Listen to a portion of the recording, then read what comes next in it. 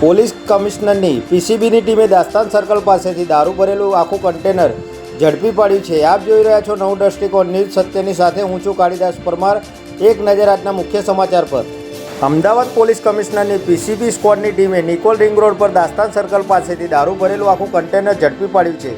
પીસીબીના PI JP જાડેજાની ટીમને બાતમી મળી હતી કે દાસ્તાન સર્કલ પાસેથી દારૂ ભરેલું કન્ટેનર પસાર થવાનું છે, જેના આધારે પોલીસે અહીં વોચ ગોઠવી હતી।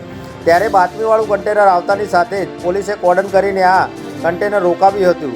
ત્યારબાદ ડ્રાઈવરને પૂછતા ટ્રકમાં રિસાયકલિંગ પ્લાસ્ટિક વેપર્સ હોવાનું જણાવ્યું હતું, જેની બિલ્ટી પણ ડ્રાઈવરે આપી હતી। જોકે પીસીબીની ટીમે ટ્રકનું સીલ તોડીને તપાસ કરતા વિદેશી દારૂનો મોટો જથ્થો મળી આવ્યો હતો।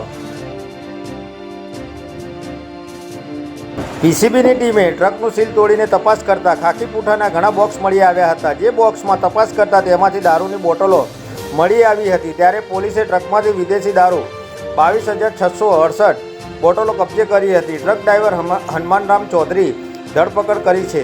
પોલીસ તપાસમાં સામે આવ્યું છે કે ઉદયપુરમાં રહેતા રવિ નામના વ્યક્તિએ આ દારૂનો જથ્થો ભરી આપ્યો હતો અને આ દારૂનો જથ્થો બરોડામાં ડિલિવરી કરવાનો હતો, પરંતુ આ દારૂ બરોડા પહોંચે તે પહેલાં જ પોલીસે સમગ્ર મુદ્દેમાલ કબજે કરી દારૂ મોકલનાર, મંગાવનાર સહિત 4 લોકો સામે ગુનો નોંધી તપાસ હાથ ધરી છે।